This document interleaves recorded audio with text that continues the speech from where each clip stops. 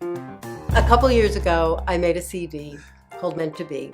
A preeminent jazz reviewer made reference to the fact that I reminded him, in terms of my phrasing or the sound of my voice, with this great singer, Irene Krall. I didn't know who Irene Krall was, and I, of course, came to understand that she is an icon in the jazz world. Experiment.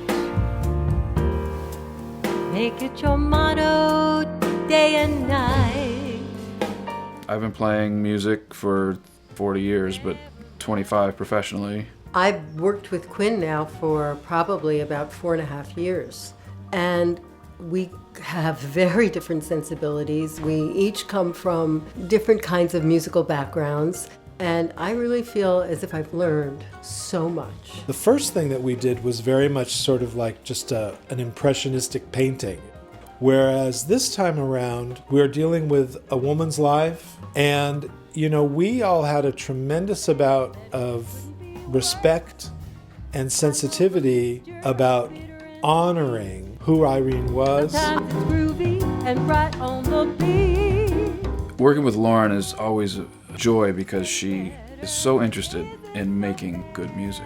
We go in with the trio and we get everything down together, really. And Lauren sang along, and for the most part we used what she sang right there. We added cello later, which Jody didn't track with us. She came in another day. I met Jody Burnett through Lisa Herbert, who's part of the group Chambers, Herbert, and Ellis. Lisa said, "You really need to meet Jody Burnett, who is Irene Krall's daughter." And then one thing happened after another. She was making an album, and a lot of what we've done is over the phone and just kind of get to know each other as friends. I think it helped us to understand the music, and then we felt inspired to include her on the project. Quinn wrote 2 gorgeous arrangements. So it was fun. It was a nice challenge. I listened to a lot of different things, pop music that had cello in it, and then wrote a part and sent it to Jody. Great, Jody, that was great. Thank you. Clifford Bell is the executive producer on this project, and he was fantastic. He's the one who sort of prodded and cajoled and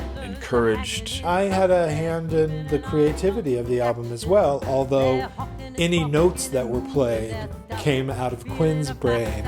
He is the master musician. Wheeling and dealing in various large and small things. He's a phenomenal musician. The master Quinn Johnson. He's a really creative guy. He's utterly professional. Lauren is a musician, so she can go learn things. She can go sit at the piano and teach herself things to sing, which is so helpful.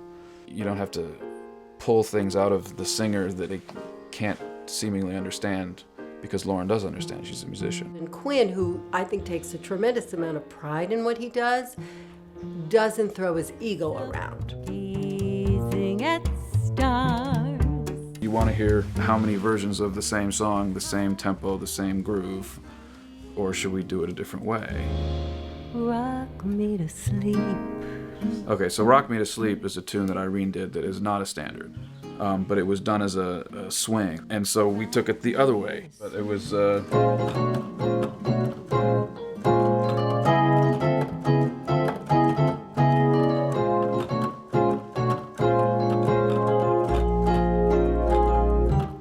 something like that, and instead we're going.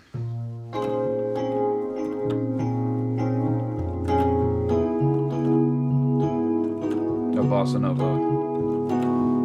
That's really all I did, is do the whole thing slower and turn into Bossa Nova and do some chord changes.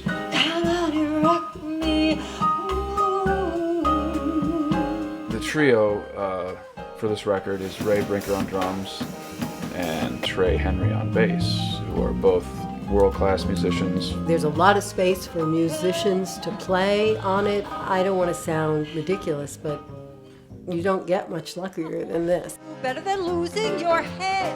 Better than anything thought of, better than anything said. Mitch Ellis, it was a dream come true for me. He came into the studio and not only helped me on the vocals, and he is a true jazzer. He's so cool. His father was Herb Ellis, and he and I did a duet together. Better than finding out a card or sampling gastronomic art.